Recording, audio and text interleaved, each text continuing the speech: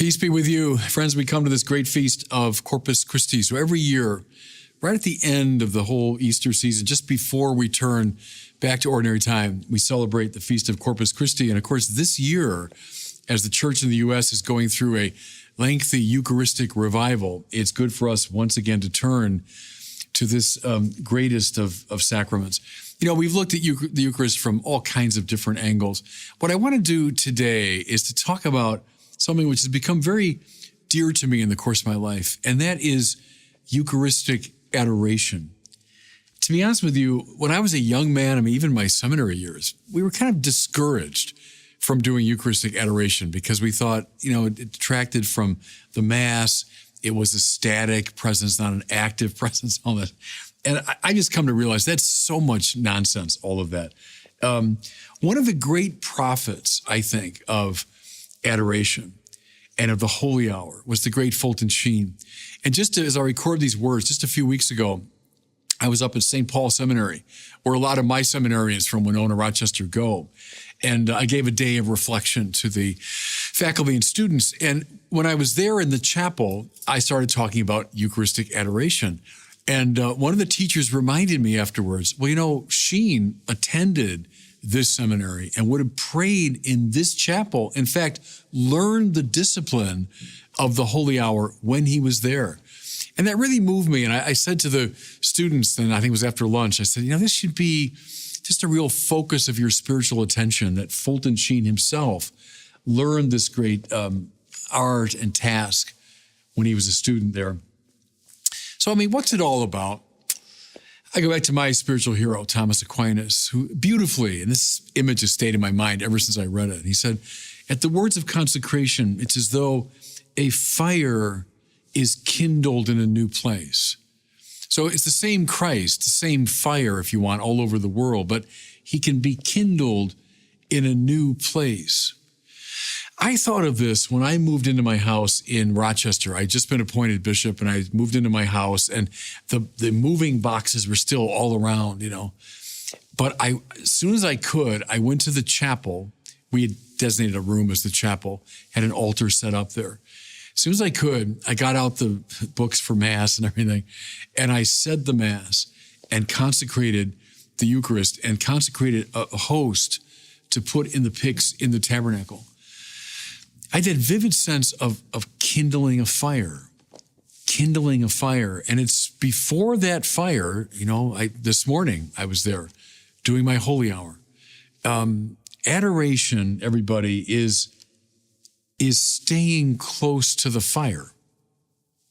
Think of fire, you know, that gives light against the darkness. It gives heat against the cold. It provides protection against enemies. But we live in kind of a cold world. I mean, this coldly secularistic world that we're in. You know, I know a lot of young people celebrate it, God knoweth why, but the secular world for the soul is a cold and dreary place because the soul is wired for God. The soul is ordered to God. What's the Eucharist as we come to the tabernacle to adore, but it's warmth against that cold. It's light against the darkness. I mean, we live in a fallen world. We know that. And the fallen world is a dark place. Darkness is a great biblical symbol for, you know, losing the way, not knowing where I'm going, stumbling about. That's the way a lot of us live. Even, you know, stars and you know, celebrities and all this. But they're lost spiritually, these people. They're stumbling about. What's the Eucharist? But it's light against the darkness. The fallen world is also a place that's filled with enemies. We know that. You know, you could go on a camping trip in the beautiful woods and all that, and you take in the loveliness of the day. But, you know, at night, you got to be aware of the fact that those woods are also full of predators, of dangers. And fire from primordial times was a way of keeping those at bay. Do we live in a world with lots of visible enemies? You bet. Look around. the way the church is often beleaguered today, the way the faith is under attack. I mean, just go on any time of the day or night on the internet and see the faith being attacked. Do we also have invisible enemies? You bet. We struggle not just against flesh and blood, but powers and principalities. Okay, what keeps the predators at bay but the fire? What's Eucharistic adoration? It seems to me, everybody, it's a conscious act of staying close to the fire. Spiritual warmth, spiritual light, spiritual protection comes from there. An image from Fulton Sheen again, because he wrote a lot about the holy hour, which was so central to his spirituality. He said, I feel like I'm a dog at the feet of his master. And the master might not need me right now. The master is doing his own thing, or he's whatever. But I'm here. I'm here. And if he needs me, I'm ready to move. And I might just be like, think of a dog just lying at his master's feet, not doing very much, but he's ready. He's there. So someone who is sitting or kneeling in the presence of the Blessed Sacrament, maybe not doing a lot, not actively engaged in the life of the church, but ready at his master's feet, ready to respond when he's needed. I like that. Don't you love too? It's been attributed to a lot of different people. What happens in Eucharistic adoration? I look at him, he looks at me. It's the way two friends can be with each other in silence. I mean, not really doing anything. What did you guys do?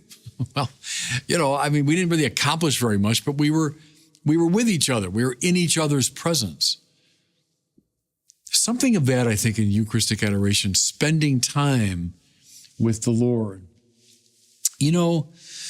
So many of the saints were devoted to the Eucharist in just this way. And I find a lot of edification from this. Don't believe people, by the way, who say, and you'll still hear it today, that there's something primitive about Eucharistic adoration, something immature. Forget that. Some of the greatest figures in our tradition were devoted to it. Aquinas, again, his secretary, Reginald Properno, he was with him for many years, knew him very well. He said Aquinas solved far more intellectual problems through prayer than he did through thought. He's one of the great thinkers in the Western tradition. But his secretary thought he solved most of his problems, not by thinking it through so much as praying. He testified that Thomas would often go into the chapel and he would even rest his head against the tabernacle as though seeking direct inspiration. That's Aquinas. Another hero of mine, St. John Henry Newman, was very devoted to the Eucharistic presence. Writes a series of prayers, you can still get them, born of his devotion to the Blessed Sacrament. They're marvelous, still worth praying. One of my favorite stories here regards Edith Stein, the great 20th century martyr. Edith Stein was from a Jewish family, brought up in the Jewish faith, but by the time she was in her late teens or early 20s, she'd become an atheist, rejected her religious tradition completely. But then through a lengthy and fascinating process, she kind of reads herself back into the faith and then into Catholicism. And before she was a consecrated religious, so she was a lay woman now on fire with the Lord and trying to find her path, she would spend hour upon hour in front of the Blessed Sacrament in Eucharistic adoration. She was staying for a time when she was still a layperson in a convent, and the nuns there were so impressed by her devotion that they created a little chair for her, and it was behind a pillar so people in the church, wouldn't be kind of gawking at her. It's like her own special place where she would give herself over to Eucharistic adoration. What gave her, by the way, the strength of character and soul to become the great martyr she was? I'm convinced those hours and hours spent before the Blessed Sacrament. Edith Stein. Jacques Maritain, one of the greatest Catholic intellectuals of the last century. Read his life story, fascinating. Read his books, marvelous, marvelous. Catholic philosopher, cultural commentator, political commentator, etc. Maritain, when he was in Paris, so he traveled the world, but he was based in Paris. He'd come home, and his custom was, at the end of the day, he'd make his way through Paris to Montmartre, which is the area of the city where the Church of Sacré-Cœur is found, of the Sacred Heart. And Maritain would go into that church.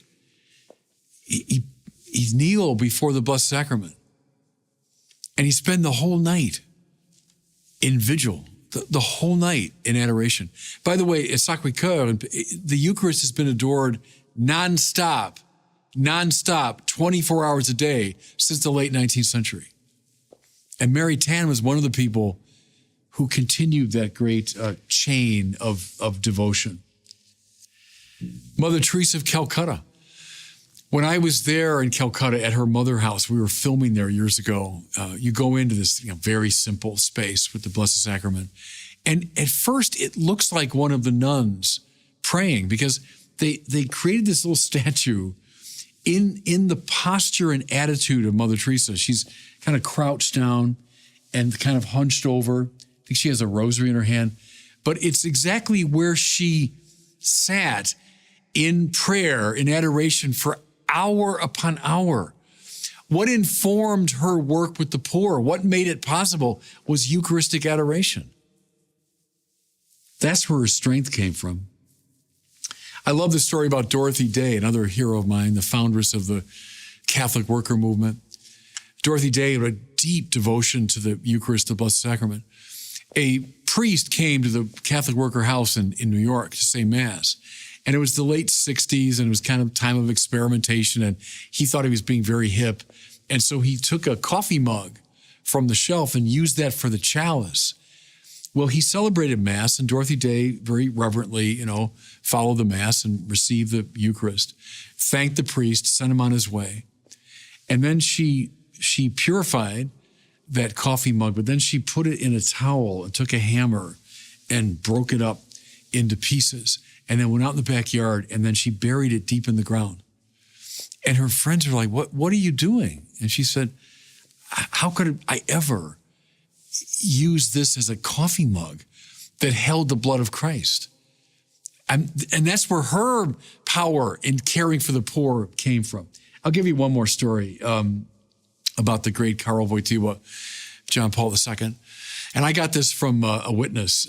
Sister Theodosia was one of the wonderful Polish sisters who helped Cardinal George. In the years I lived there, I came to know these nuns well. And Theodosia was in her mother house in Krakow. And Karol Wojtyła, when he was archbishop, loved to come there to pray. So she saw him come into the chapel, and then she was doing her work and so on. And then she never saw him come out. And so she went in and she looked around, didn't see him, came out, asked around, came back, looked around, didn't see him. And I thought, what happened to him? Well, finally, the third time she goes back in the chapel, she sees Karol Wojtyła spread eagle on the ground, adoring the Blessed Sacrament.